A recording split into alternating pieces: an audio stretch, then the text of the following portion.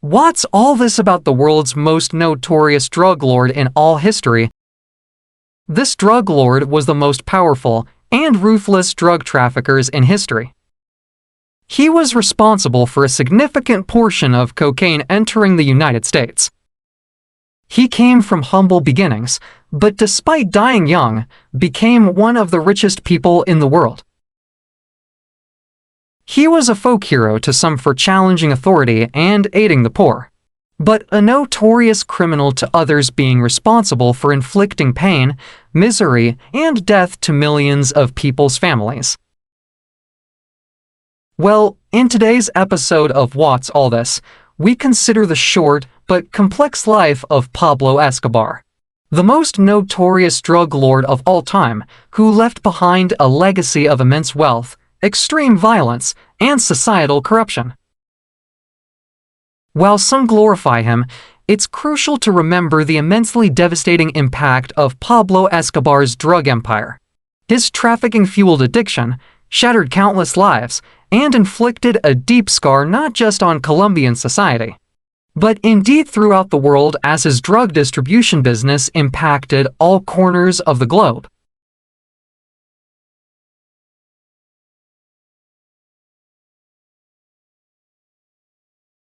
Pablo Escobar, born in Rio Negro, Colombia on December 1, 1949, rose from a modest background. Pablo Escobar was the third of 7 children. His father was a farmer and his mother worked as a teacher. Escobar's early life in Envigado, a suburb of Medellin, offered no hint of the future to come.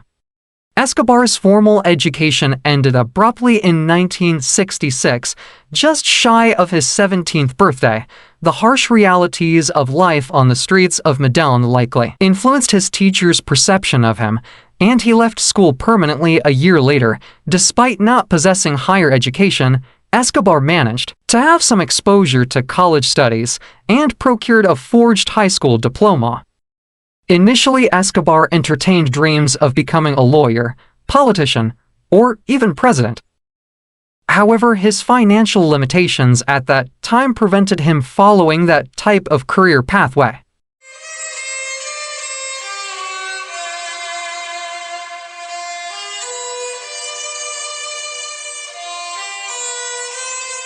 Escobar's trajectory from seeking a professional career to dominating the narcotics world was nothing short of phenomenal. His rise was meteoric, marked by a ruthless efficiency that has rarely been replicated, even by notorious figures like the Mexican drug lord El Chapo. It all started in 1976, when Escobar laid the foundation for what would become the infamous Medellin Cartel. Based in Medellin, Colombia, this organization would become the ultimate organization in global drug trafficking. His descent into crime got underway with petty thefts and cons, including selling fake diplomas and stolen tombstones. A 1970 arrest for car theft marked his first encounter with law enforcement. Colombia's strategic location, nestled near coca-growing regions in Peru, Ecuador, and Bolivia, proved pivotal in Escobar's criminal trajectory. This proximity fueled his meteoric rise in the cocaine trade.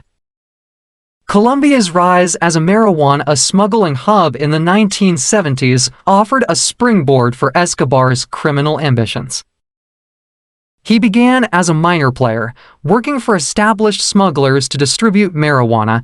This period also revealed a ruthless streak in Escobar, exemplified by the 1971 kidnapping and killing of businessman Diego Echeverria, even after receiving the $50,000 ransom.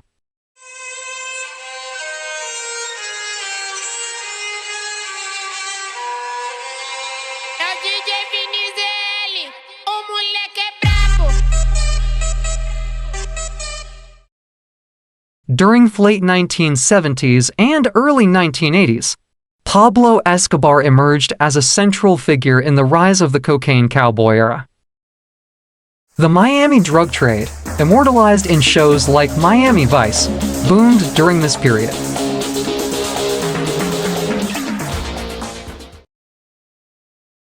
At the forefront of this illicit network was Escobar's smuggling operation. His resourceful smugglers pioneered innovative routes, transporting vast quantities of cocaine from Peru, Bolivia, and Ecuador through Colombia and into the United States. Escobar's methods were as audacious as they were intricate. To evade authorities, his network employed a diverse arsenal of tactics, from submersibles navigating the depths to small planes landing at secluded landing strips in country fields.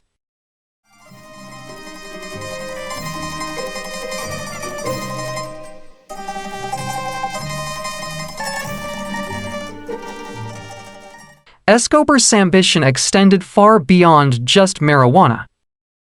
He recognized the considerably higher profits to be made from trafficking cocaine thanks to Colombia's ideal location between coca-growing regions in the south and the lucrative North American market.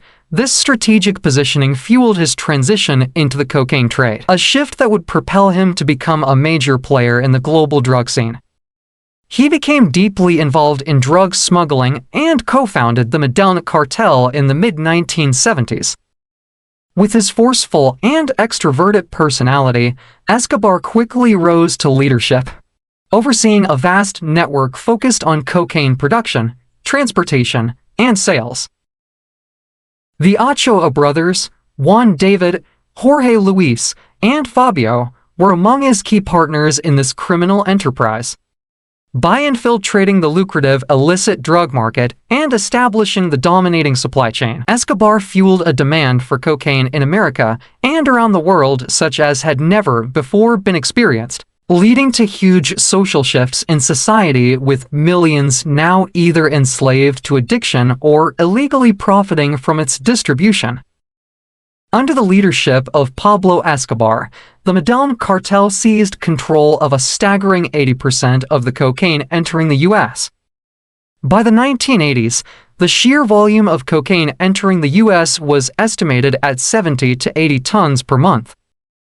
This vast operation generated an estimated weekly income of $420 million, solidifying Pablo Escobar's infamous reputation as the king of cocaine, well out in front of his nearest rival El Chapo from the Mexican-based Sinaloa cartel. And, by the way, his life story has been covered in another What's All This video, so if you're interested in that, be sure to check it out.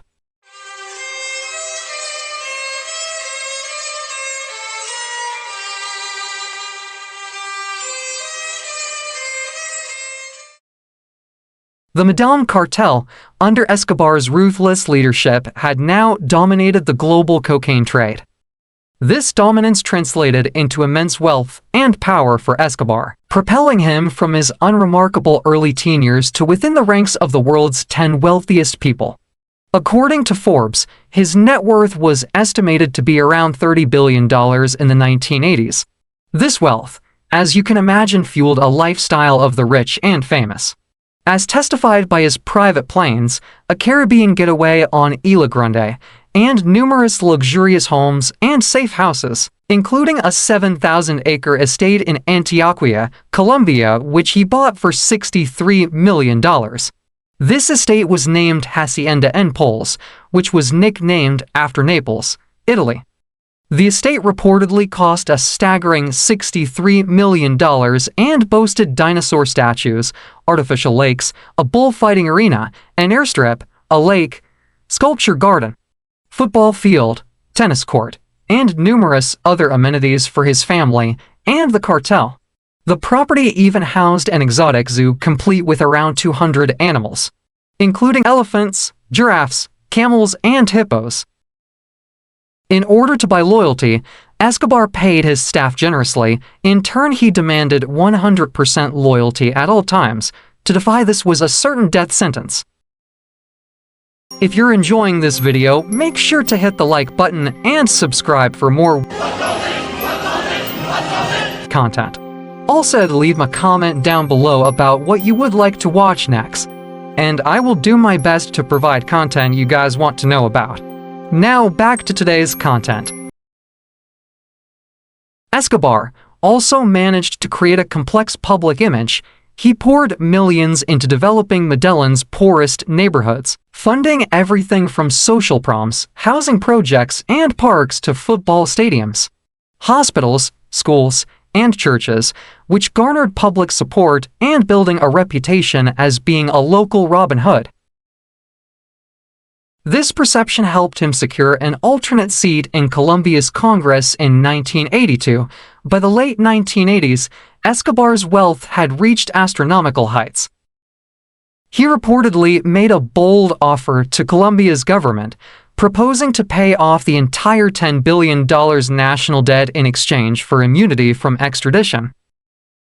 This audacious gesture further cemented his image as a powerful figure who could operate outside the law. During his final years as a fugitive, another story emerged, highlighting the absurdity of his immense wealth. Apparently, while on the run one cold night, he reportedly resorted to burning millions of dollars in cash in order to keep his daughter warm while hiding out in the mountains.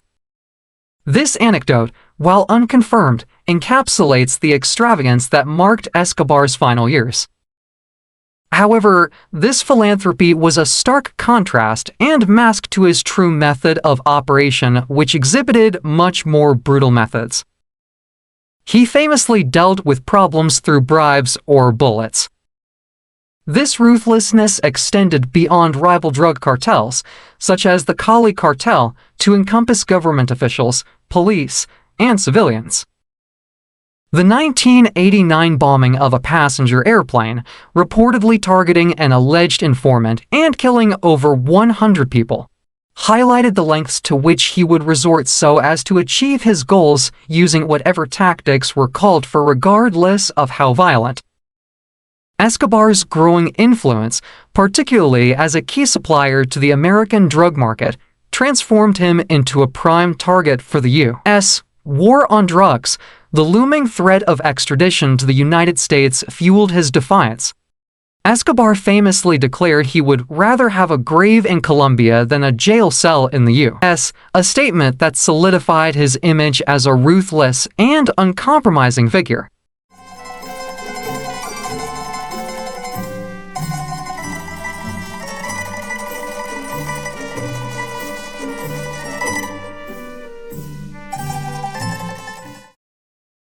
Escobar's meteoric rise in the cocaine trade inevitably resulted in the unwelcome attention of the law. Colombian authorities arrested him in 1976 after discovering a large cache of cocaine in one of his vehicles, according to a New York Times article.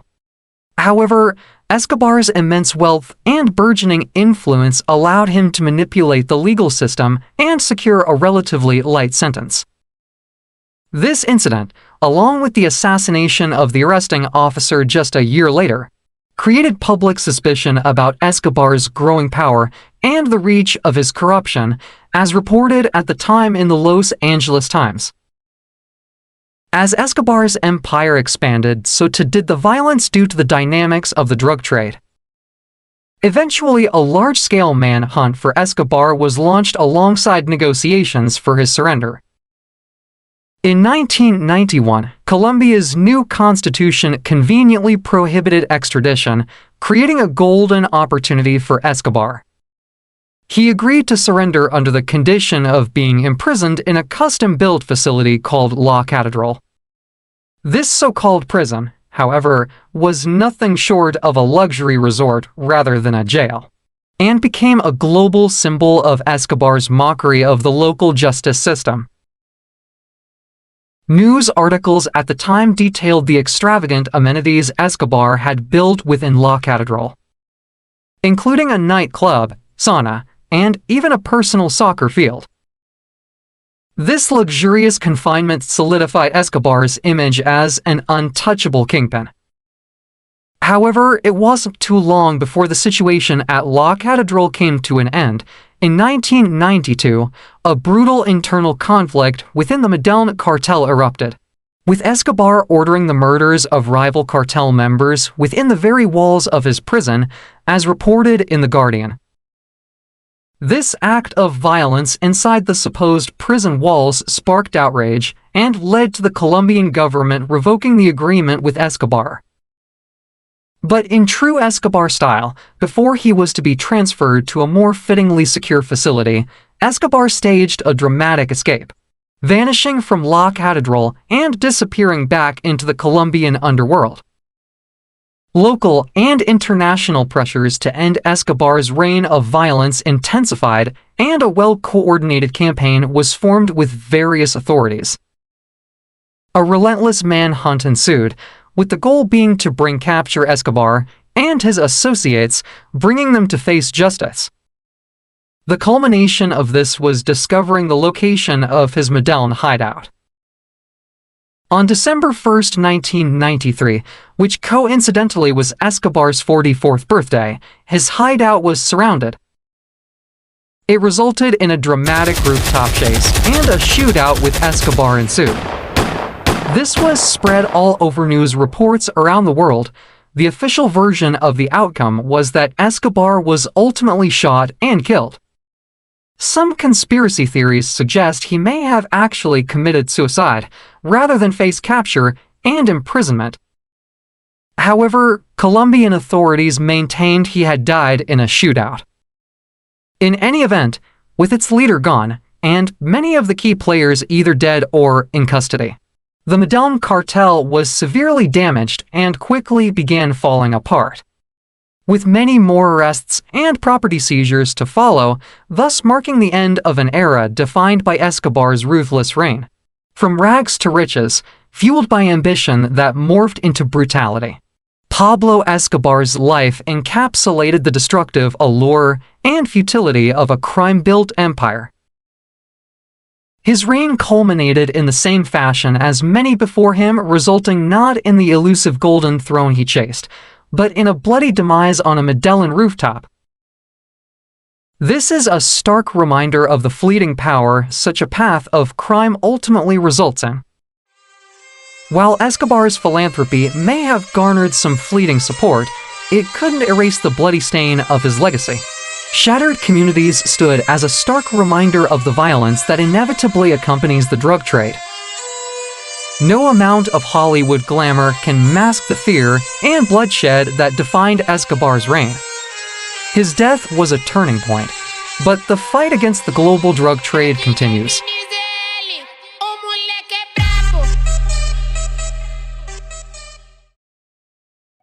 Thank you for listening. Please join me next time when we will delve into another episode.